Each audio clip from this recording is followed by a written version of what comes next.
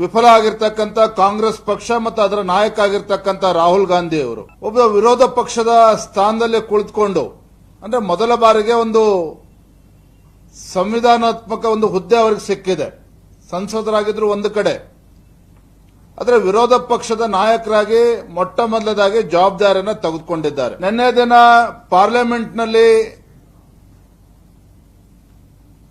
ರಾಹುಲ್ ಗಾಂಧಿ ಅವರು ವಿರೋಧ ಪಕ್ಷದ ನಾಯಕರಾಗಿ ಮಾಡಿರ್ತಕ್ಕಂಥ ಅವರ ಚೊಚ್ಚಲ ಭಾಷಣ ಸುಳ್ಳು, ನಿರಾಶೆ, ಆಧಾರರಹಿತ ಆರೋಪಗಳಿಂದ ಕೂಡಿತ್ತು ಅನ್ನೋದ್ರಲ್ಲಿ ಯಾವುದೇ ಒಂದು ಸಂದೇಹ ಇಲ್ಲ. ಮತ್ತು ನಿನ್ನೆ ದಿನ ರಾಹುಲ್ ಗಾಂಧಿ ಅವರ ನಡವಳಿಕೆ ಸದನದ ಒಳಗಡೆ ಸಂಸತ್ತಿನ ಒಂದು ಘನತೆಗೂ ಕೂಡ ಧಕ್ಕೆ ತಂದಿದ್ದಾರೆ. ರಾಹುಲ್ ಗಾಂಧಿ ಅವರು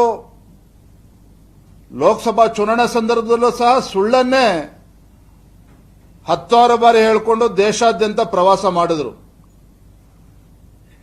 ಈಗ ವಿರೋಧ ಪಕ್ಷದ ನಾಯಕರಿಗೆ ಮತ್ತೊಮ್ಮೆ ಅವರ ಹಳೆ ಚಾಳಿಯನ್ನು ಮುಂದುವರೆಸಿದ್ದಾರೆ.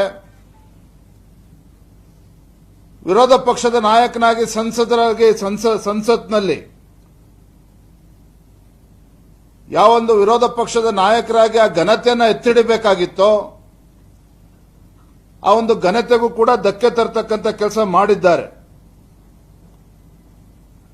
ನಿನ್ನೆ ದಿನ ಅವರ ಭಾಷಣದಲ್ಲಿ ತಾವು ಗಮನಿಸಿದ್ದೇ ಆದರೆ ಹಿಂದೂಗಳು ಹಿಂಸಾಚಾರ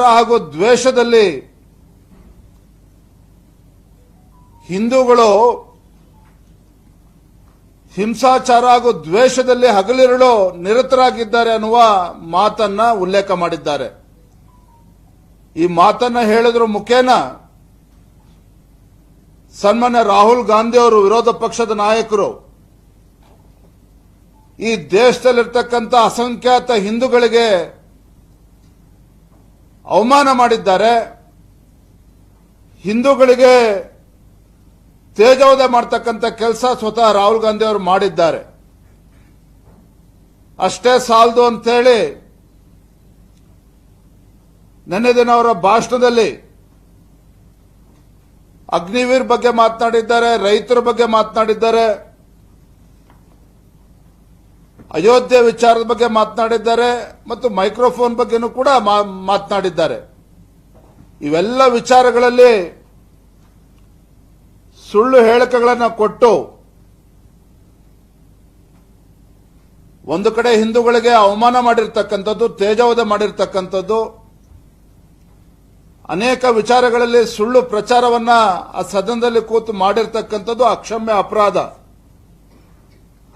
ಹಾಗಾಗಿ ವಿರೋಧ ಪಕ್ಷದ ನಾಯಕರಾಗಿರ್ತಕ್ಕಂಥ ರಾಹುಲ್ ಗಾಂಧಿ ಅವರಿಗೆ ನಾ ಆಗ್ರಹವನ್ನು ಮಾಡ್ತೇನೆ, ಈ ದೇಶದಲ್ಲಿರ್ತಕ್ಕಂಥ ಹಿಂದೂಗಳ ಒಂದು ಕ್ಷಮೆನ ಯಾಚಿಸಬೇಕು ಅಂತೇಳಿ ನಾನು ಈ ಸಂದರ್ಭದಲ್ಲಿ ಆಗ್ರಹವನ್ನು ಮಾಡ್ತೇನೆ.